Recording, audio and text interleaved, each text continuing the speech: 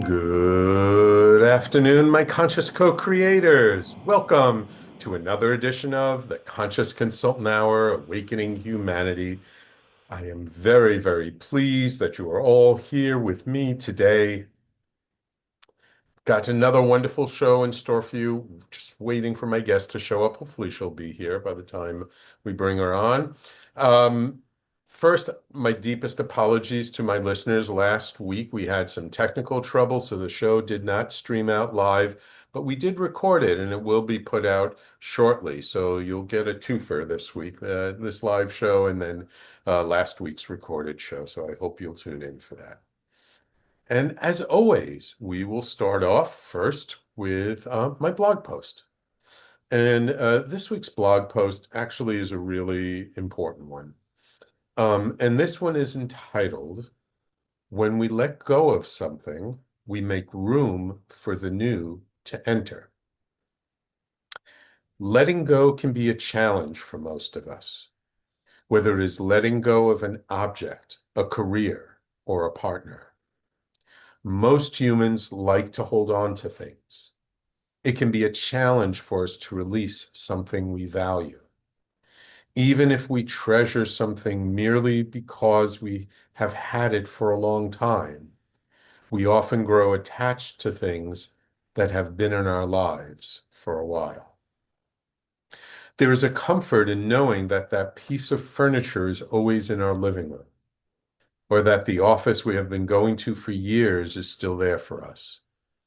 And especially when it is a partner, spouse, or lover, or family member who has been in our lives for as long as we can remember.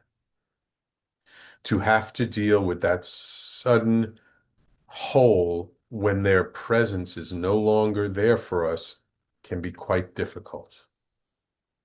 The challenge it causes in our life can be uncomfortable. Perhaps we are used to sitting in a certain spot in the room, or to the routine we have developed to be efficient at our job or business. And the most difficult of all is losing the emotional support and connection of a loved one. Change does not wait for us to be ready. It is not timed to happen at the perfect moment. Chaos comes for us when we least expect it and in the way we never would have imagined. Yet when we are in the throes of change, it would serve us to remember that when something is gone, it makes room for something else to come in. Letting go of an object makes room for a new object to come into our environment. Leaving a job or business makes room for a new venture in our lives. Honoring the passing or disconnection from a loved one leaves room in our lives for someone new to come in. If nature abhors a vacuum, then that hole we feel in our hearts will soon be filled by someone else. That extra time in our day will be filled with new activities, and that cherished piece of furniture will be replaced with something better.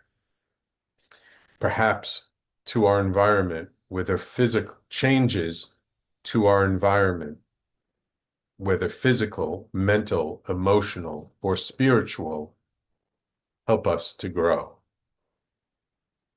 To see where our internal work is and push us to learn, adapt, and change ourselves.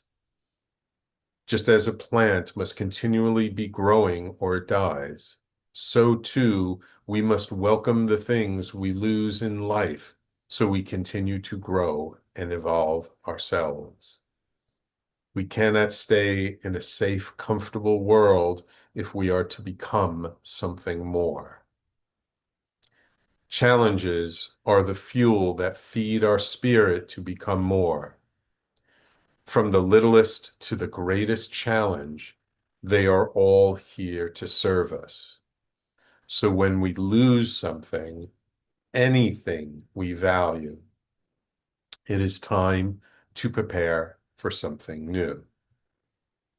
The unexpected keeps us open to new possibilities of life.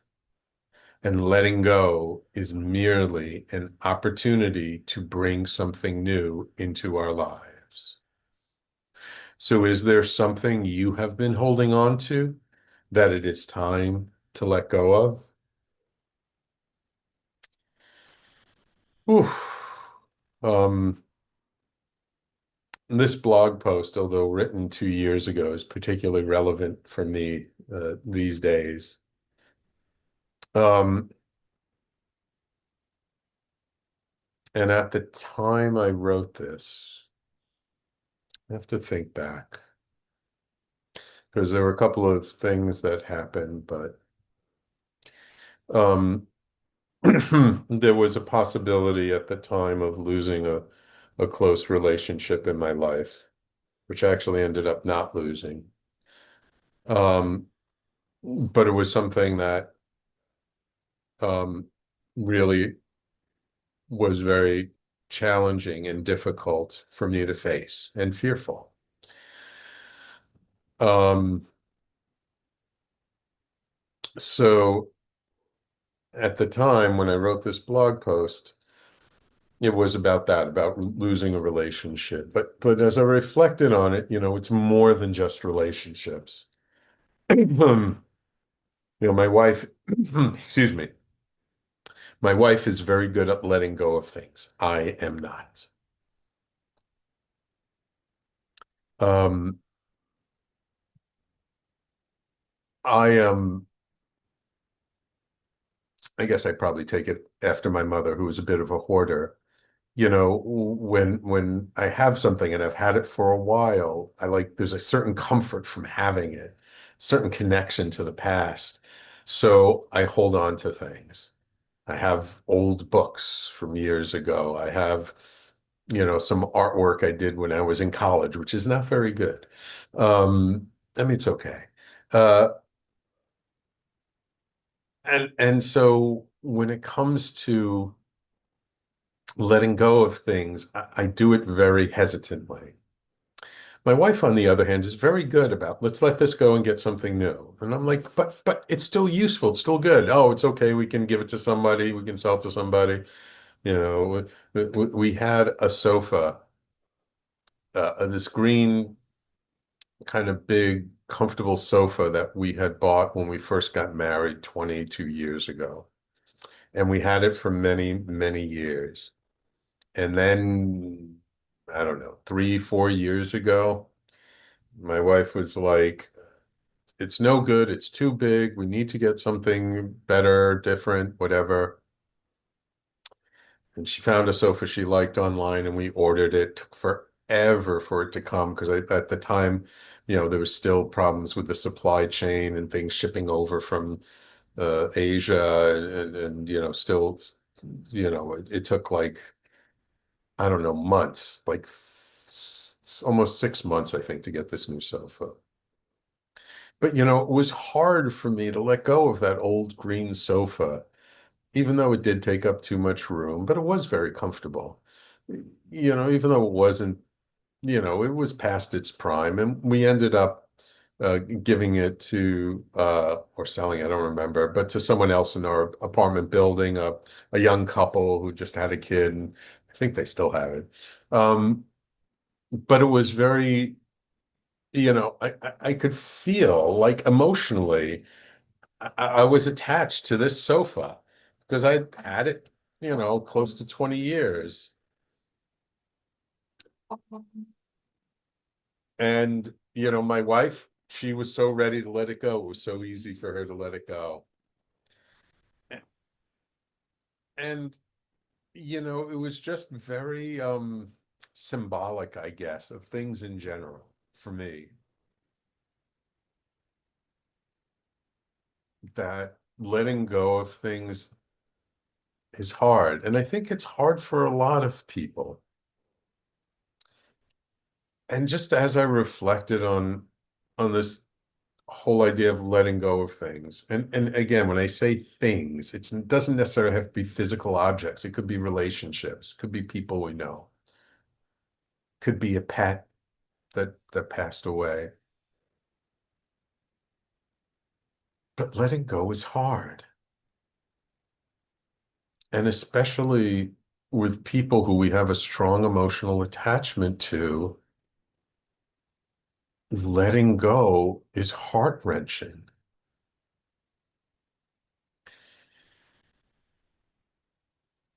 And I think what causes us the most challenge with letting go is we don't allow ourselves time to grieve.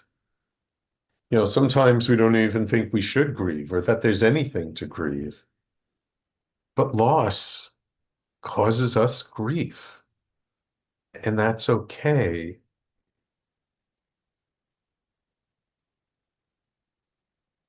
We just need to be okay with the fact that something is no longer with us.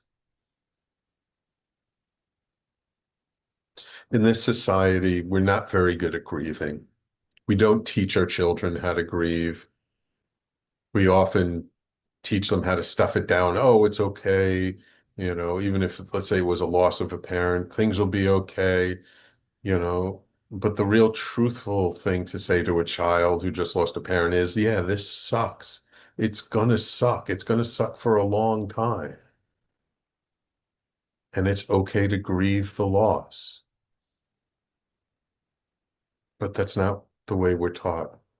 That's not what people say to us. Have a stiff upper lip. Don't cry. Things will get better. We invalidate our feelings of loss.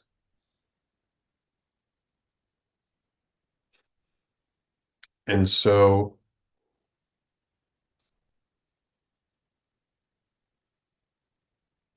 losing something in our lives, something, someone, it's hard. It really is. And I think we just need to admit that to ourselves, to others, to people in general, that losing something sucks. And if we can be really honest and really admit that it's hard to let go of things, that can be the first step. Sometimes we just need to admit to ourselves we don't want to let go of the thing. Doesn't mean we won't let go of it, but to just admit we don't want to.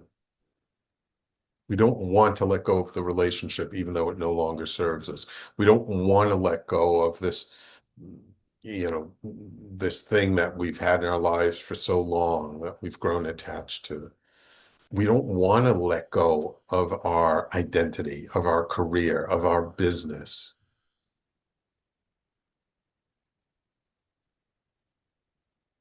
It's okay not to want to let go. Admitting we don't want to let go helps us to lighten the grip a little bit.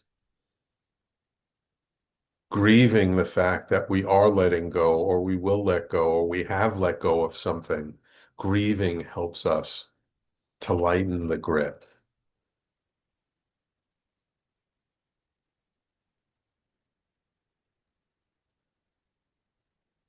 And so I think I wrote this blog post to also help lighten the grip, to allow it to be okay that when we lose something, when we let go of something, that actually makes room, that makes space for something new to come in. And my wife has been saying this to me for years. Whenever we get something for the apartment, she's always like, where are we going to put it? Where's it going to fit? And I'm like, I never think about that because I'm like, we'll find a place. And if we need to get rid of something to find the place, I'm okay getting rid of it after we got the new thing. She's like, no, no, no, let's get rid of the old thing first. There'll be a hole there, and then we'll fill it with something new. She has a very different makeup, a very different personality from me, and that's okay. It's kind of why we complement each other so well. But for a lot of people, letting go of that thing is hard. And I just feel that if we can remind ourselves that letting go makes room for something new to come in, that can make the letting go a little easier. And even for relationships, even when we lose someone very close to us. Years ago, someone told me about John DeMartini's book, The Breakthrough Experience, and I got it and read it, and it was such a powerful thing. And it's something I believe he still teaches, he still shows people. But it's a way of when there's someone gone from our life, when we've lost somebody precious, someone important to us, to take stock of the other people in our lives and what and take stock of the person who we lost and what characteristics, what energy did they have that we really appreciated, and then look at other people and see who also has that energy. And very often, if not always, when we've lost someone, the energy that we loved about them and the thing they brought to our lives, there's somebody else on that list that has that same energy, that brings that energy to our lives. And it might not be one person, it might be across several people, that now there's room to receive that thing that we got from someone else from these other people.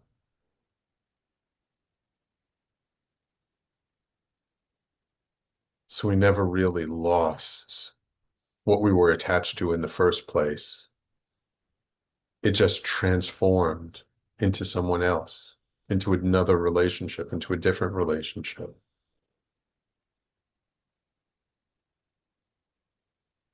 And sometimes when we lose a relationship, we're glad we lost the relationship. We're like so done with it.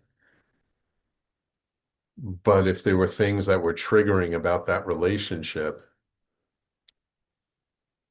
that we were attracting and we haven't worked that out in ourselves, then it's still going to reappear in our lives through other people. But just understanding this process and practicing it for myself was so powerful. I still to this day, when someone's dealing with loss, will recommend it to people.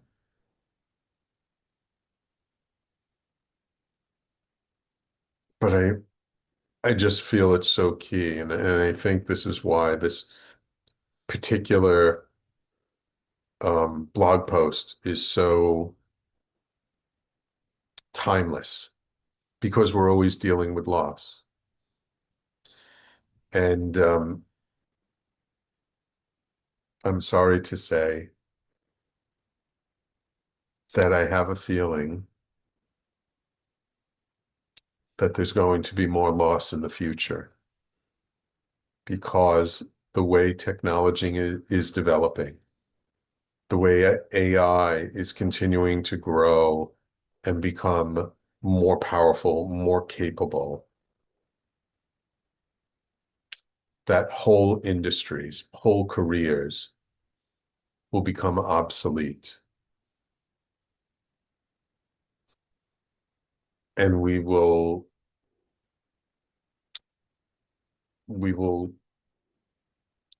lose, for those of us whose identity is in what we do,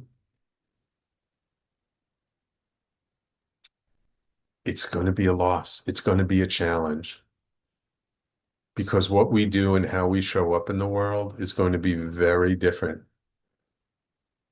when we get to that point, when we no longer have to work for a living. We no longer have to have a career, a business, because everything is given to us. What do we do when we don't have to work to support ourselves? What do we do when ultra powerful AI powered robots and computers can literally create anything that a human can create and create even better things than humans can create.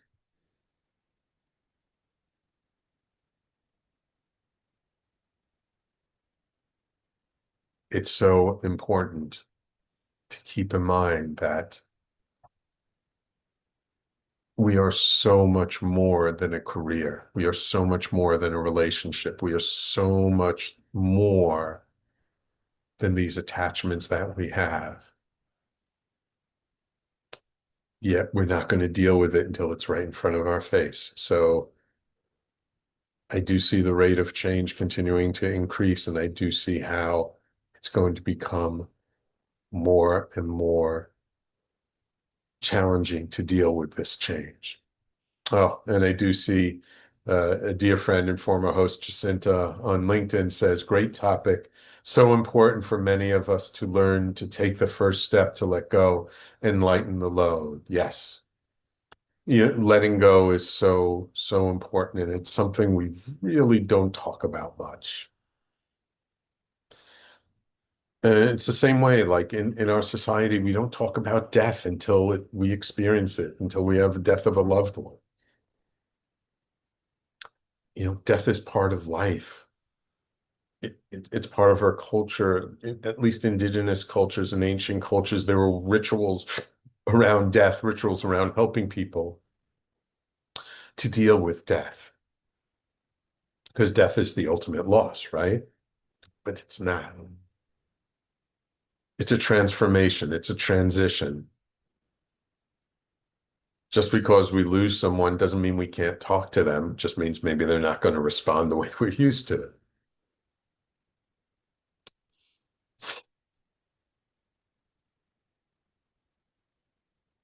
We can talk to people even if they're no longer alive. We can always express to them how we're feeling, letting them know we miss them, letting them know we're grieving for them.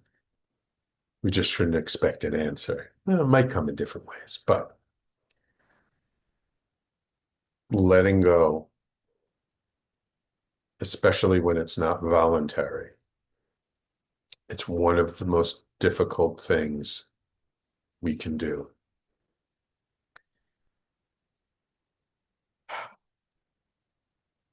And I think we just need to be honest and say, this is hard for me.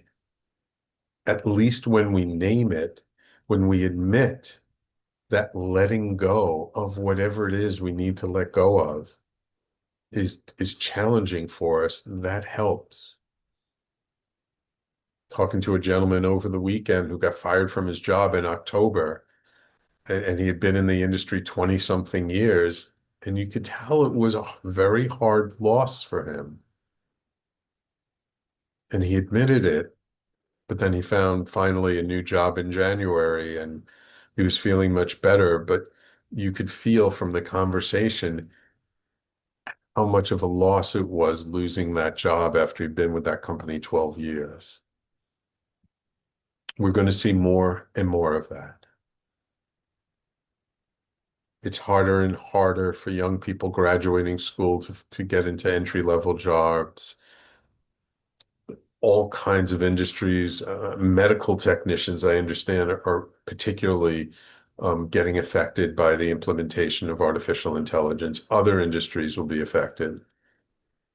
We're going to have to let go of our work identities, of our business identities, and find something different, something new. And I know finding something new, it can be hard, but that's what keeps us going. That's what moves us forward. That's what keeps us young, as long as we're learning, as long as we're growing. Like a plant, as long as we're growing, we're still alive. It's when we stop growing that we start dying. So letting go of whatever it is, a sofa, a table, an apartment, a house, a home, a job, a career, a loved one, parent, a child, a family. Yeah, it's hard. Let's be honest. Let's stop bullshitting ourselves and saying it's going to be okay. Not that it's not going to be okay, but let's be with the truth that in the moment that we feel the loss, that it hurts. Even my engineer, she had to let go of a bunch of stuff recently because she just moved. And yeah, she did point out it was surprisingly liberating. And that's the thing. When we have less things in our life, we're more free. When we have less objects that we're holding on to, there's more room, there's more space for us to have more energy, to be free. Sometimes holding on to things holds us down. And letting go, cleaning out the closets, it changes the energy and it makes us lighter. I think that that's why Marie Kondo was all about simplicity and getting rid of stuff, why she's so popular, and why just the whole idea of decluttering and getting rid of stuff has become more and more popular. Because when people experience letting go of things and we allow those things to leave our life, that we find we actually have more room, more space, that we don't have to hold on to everything, that we can let it go.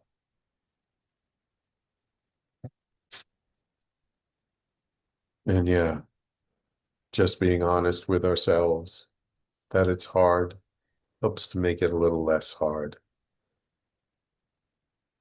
And I think knowing that when we let go of something, we're making room for something new, even if we don't know what that something new is yet, that can make it a little bit easier. That can help us to face the letting go. So of course, my question at the end, is there something you have been holding on to that it is time to let go of? I think you should think about that for this week and see what is it that you've been holding on to. That's my blog post. When we let go of something, we make room for the new to enter. And of course, you can always find my blog on theconsciousconsultant.com. Hey, did you check out my new website? I've updated it, added a bunch of information about how I work with people and the benefit they get from it. I would love some feedback. So if you get a chance to go to the website, please let me know what you think. I created it myself with the help of AI. And I think it turned out pretty well. And of course, you can also find my blogs on this radio station's website, talkradio.nyc/blog.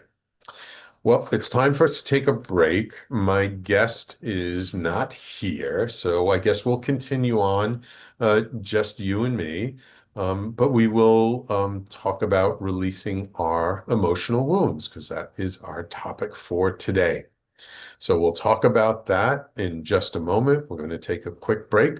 You are listening to the Conscious Consultant Hour, Awakening Humanity. We do this every Wednesday, barring technical difficulties, at 12 noon Eastern Time, on talkradio.nyc, all over social media, and on, of course, on your favorite podcasting platforms. So everyone, don't go anywhere. We'll be right back after this. Are you a spiritual seeker? Are you interested in expanded states of reality? I'm Sam Leibowitz, your conscious consultant. And on my show, The Conscious Consultant Hour, Awakening Humanity, we will dive into these topics with authors, teachers, researchers, and guides. Tune in at our new time, Wednesdays at 12 noon Eastern Time. That's The Conscious Consultant Hour, Wednesdays, 12 noon Eastern on talkradio.nyc. You're listening to Talk Radio NYC. Uplift, educate, empower.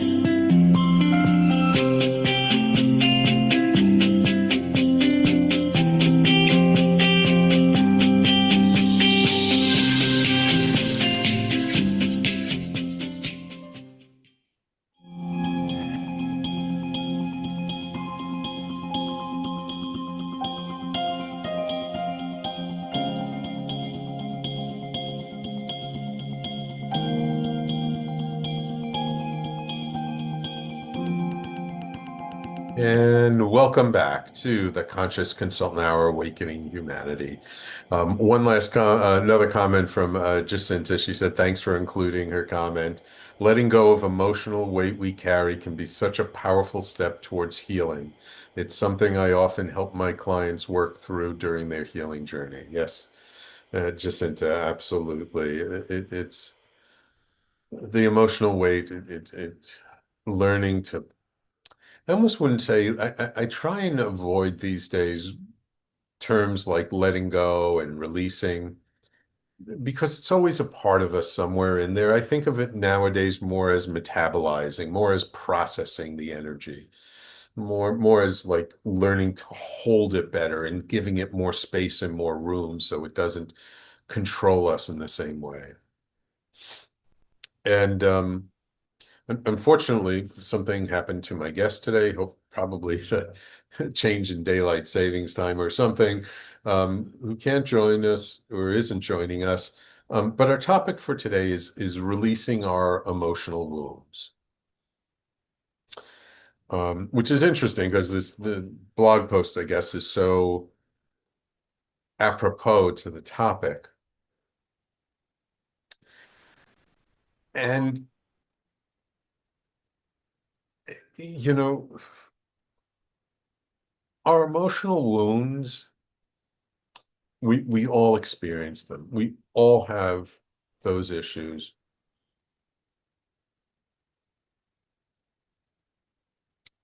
And we carry them with us for the rest of our life. Though I do want to make a distinction that there's a difference between a wound and a scar. The wound is what happens when whatever it was active, whether it was some trauma at the time, loss of a parent or guardian or someone close to us, loss of our own innocence, some abuse, whatever. The wound is what we feel in the moment and when it's fresh. But what happens over time is those wounds turn to scars. And the scars are what we carry with us for the rest of our life. And how we hold those scars determines a lot of how we show up in our life. And we all have emotional scars because we've all had emotional wounding throughout our life. It comes with being human. But there are different ways to hold those wounds or those scars. If we deny that those scars are there, then they will control us. They will operate in the background. They will affect our decisions and the choices we make throughout our life. They will affect us in ways we can't imagine, and they will be running the show. And sometimes just to look at those scars or just first to admit that we have those emotional scars from our wounds. Just admitting that is a big step forward. But more than admitting it, it's being willing to dive into the energy of those scars that those wounds have left. Because the scar is the imprint. And we have that imprint in our emotional and energetic bodies, even if it's not a physical wound, but we still carry that imprint with us. And by denying that that imprint is there, it causes it to harden, to deepen, to hold on even stronger. And when we're willing to look at it, when we're willing to admit that those scars exist, when we're willing to allow ourselves to feel what we maybe couldn't feel at the time because we needed to survive, we needed to move forward. We maybe at the time we couldn't allow ourselves to break down and cry and sob and wail in pain. Maybe we didn't feel safe enough. But to find a way today as adults to admit to ourselves that really hurt and allow ourselves to feel the pain in a way that's putting a salve on that scar, on that wound, so it can heal a little bit more.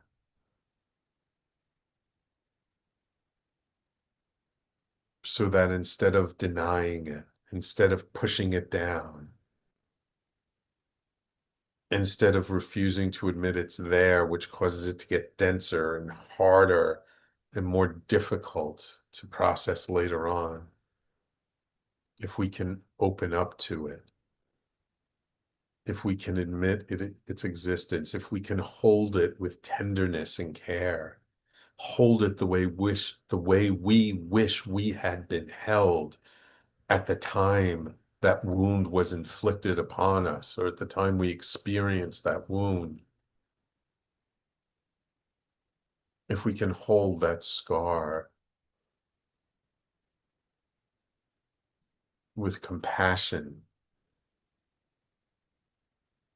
then we can process that energy. Then we can allow ourselves to cry about it. Then we can allow ourselves to feel the pain, the agony, the loss. And look, we don't have to do it all at once. We don't have to sit down and just cry and cry and cry for weeks on end. Sometimes it can feel so overwhelming that just even to touch that scar feels like too much. And this is why working with a guide, with a healer, with a therapist, with a professional, somebody who does this for a living, holding space for people, is so important. I mean, first we got to be willing to admit it ourselves. We got to be willing to do the work ourselves. But if we admit it and we're willing to do the work ourselves, working with a guide, working with a healer, a therapist, can be so, so, so valuable. Because first, they're not emotionally attached to our wounds. Second, they've seen lots and lots and lots of other people's wounds.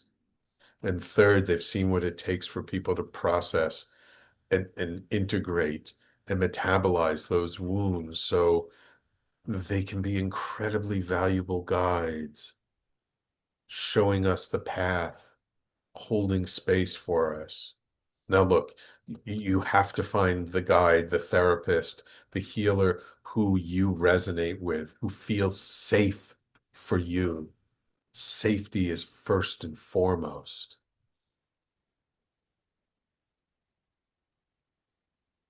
But I highly recommend you don't try and do this all on your own.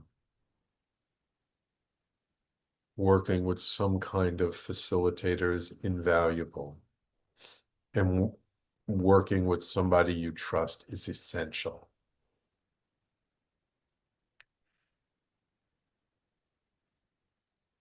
And the interesting thing is when we do allow ourselves to feel those feelings that we've cut ourselves off from for so many years, when we do allow ourselves the sense of safety and admit these scars exist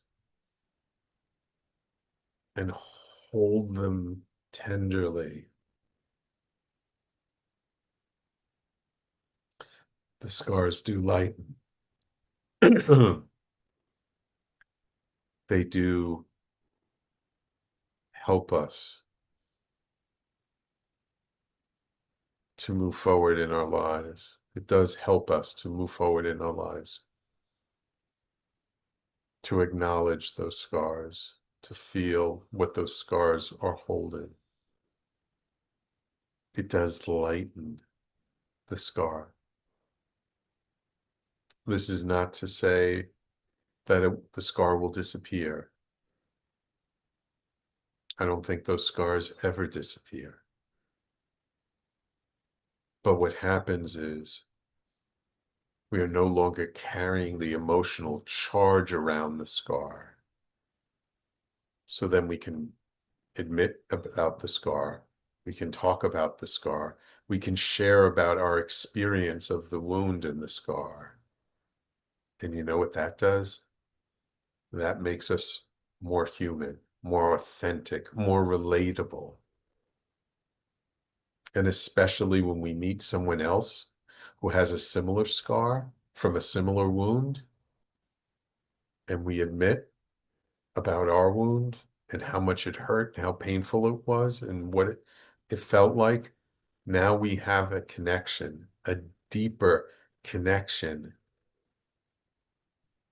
that shows us that we're not the only one who felt that way, that we're not alone in the world with what we experience, that there are other people out there who felt the same or similar. And that creates a sense of belonging. And that sense of belonging can be tremendously, tremendously healing. And so releasing our emotional wounds, it's not about getting rid of the scars. It's not. But it's about changing our energetic and emotional relationship to the scars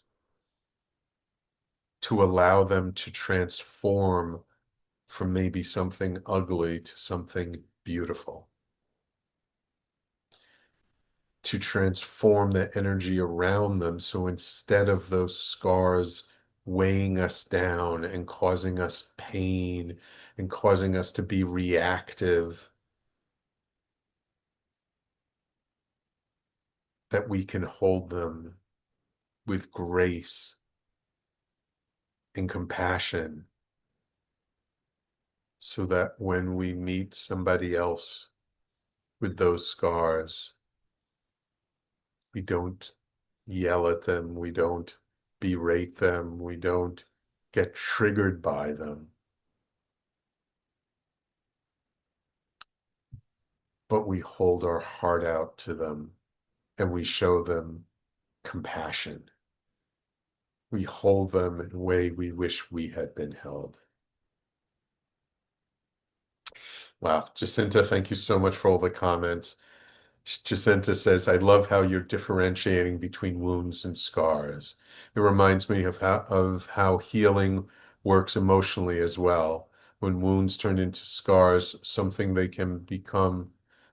they become like a colloidal scar, raised, uncomfortable, and a constant reminder. But when we care for the scar properly over time, it softens, flattens, and becomes less irritating. Healing our emotional wounds can work similarly when we give ourselves the care and attention we need. You got it, Jacinta, 100%. That is exactly what I'm saying.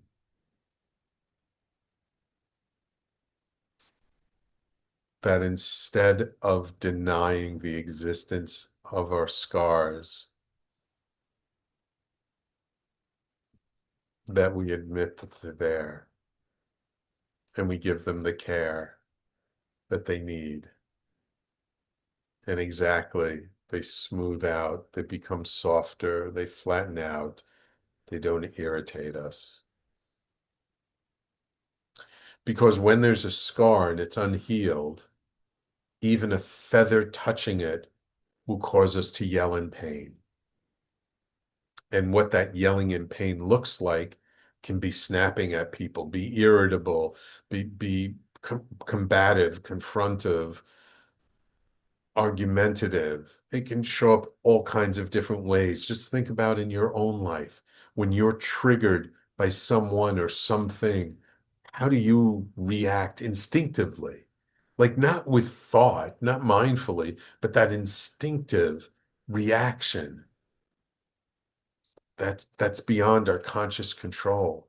That's how we show up when an unhealed scar is touched.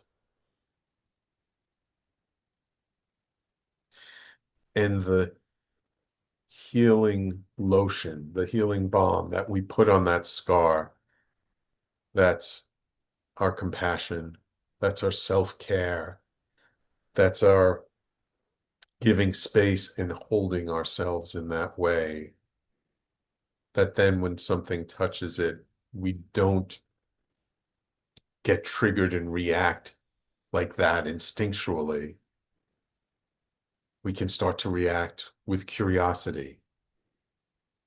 We can start to question, wow, that feels irritating. I wonder what is it about this person that irritates me? I don't have to respond with irritation, but I can get curious about it and see where that leads me. And when we know our scars so well that when other people show up with the same scars, we recognize it instantly. We can know that person so well because we know ourselves. And now we can just see a hurt young child in front of us instead of a raging adult. Then we can respond instead of react. And responding instead of reacting is where our power lies. And that's why doing the challenging work of feeling the unhealed emotions of our emotional scars is so important and so empowering. Can you imagine if every type of person or individual you know of that used to trigger you suddenly no longer causes that emotional trigger to happen, and you can respond to them from a place of mindfulness, of compassion and curiosity? Can you imagine how differently your life would feel? Can you see the reward of doing that difficult work, of feeling the grief, the pain, the sorrow, the anguish that we've pushed down and we've covered up and we've glossed over for so many years, that digging into it and allowing it to move through our body, allowing the tears to flow, Yeah, it can feel like it's never going to end, but it always does. It can feel like a bottomless pit, but it's not bottomless. It takes courage to do this kind of work. It takes true self-compassion to do this work.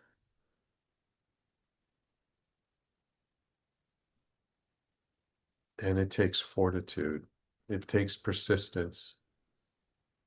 Because sometimes when we first start to process these scars and these wounds, we feel worse than we did beforehand. And we can question ourselves, why did I start down this path? Why am I doing this? Oh my God, I feel so awful.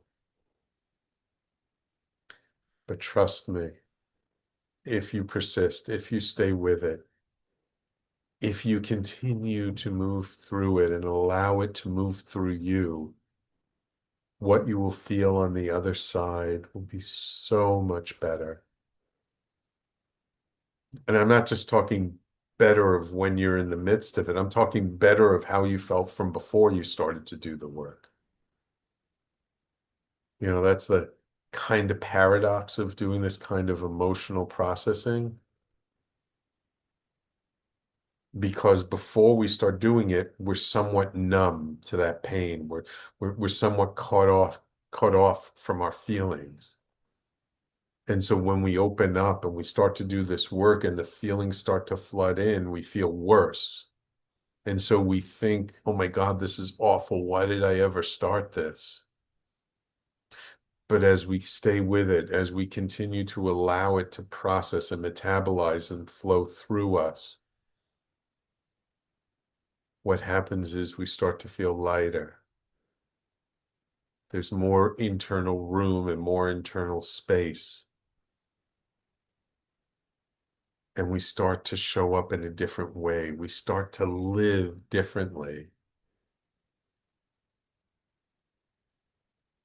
And the curious thing is, not only do we feel emotionally lighter, but inevitably, if we're struggling with things like being overweight, like being uh, uh, uh, um, having some physical challenges, those physical challenges lighten up. When we feel better and we're truly happier, we don't hold on to the weight. That's a form of protection. That the reward of going through this challenging process is that we actually feel better in our own skin.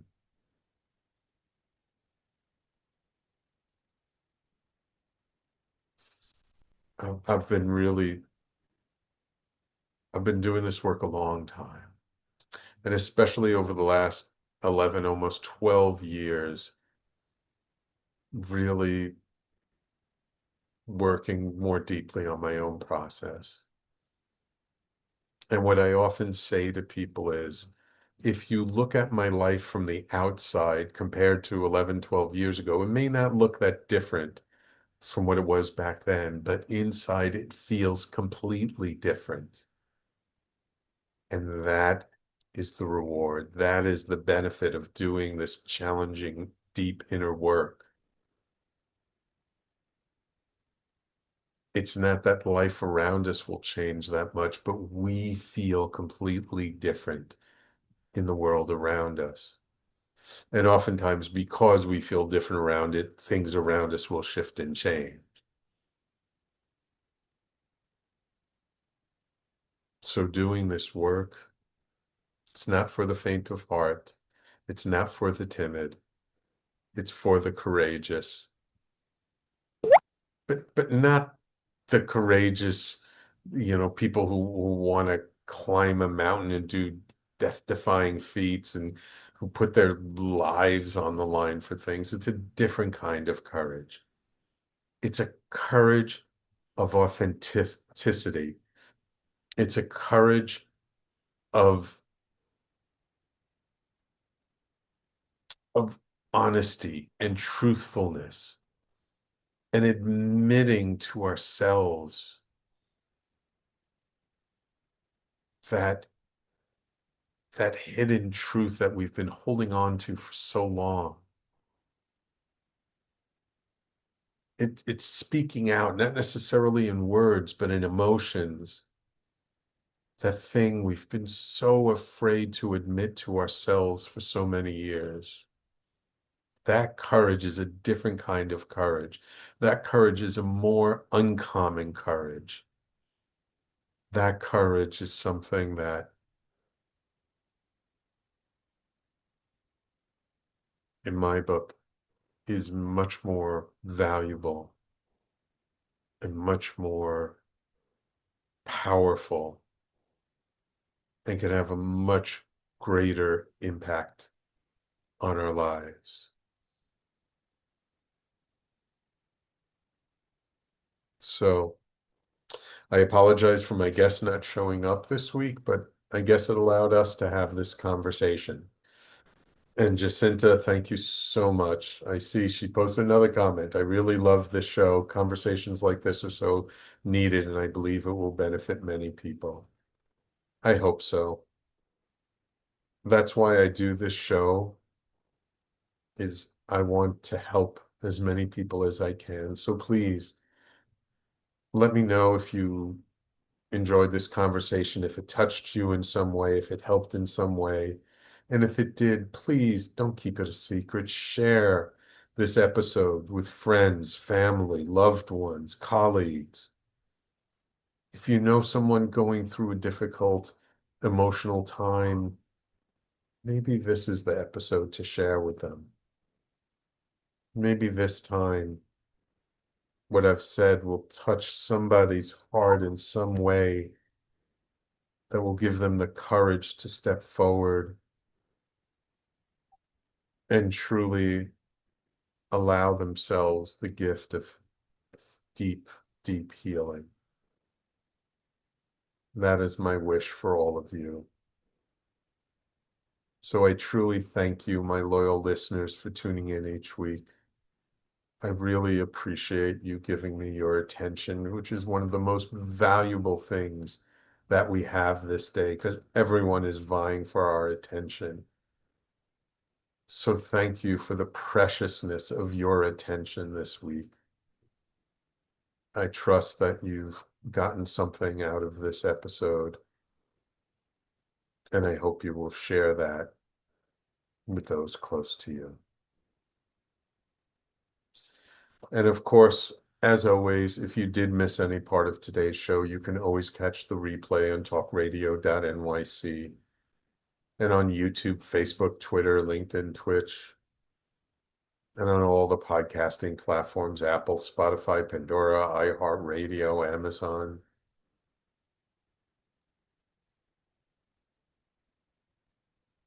So please join us again next week. Hopefully my guest will actually show up next week. I'm pretty sure they will. Thank you for tuning in. Take care. Have a beautiful week. We will talk to you next week.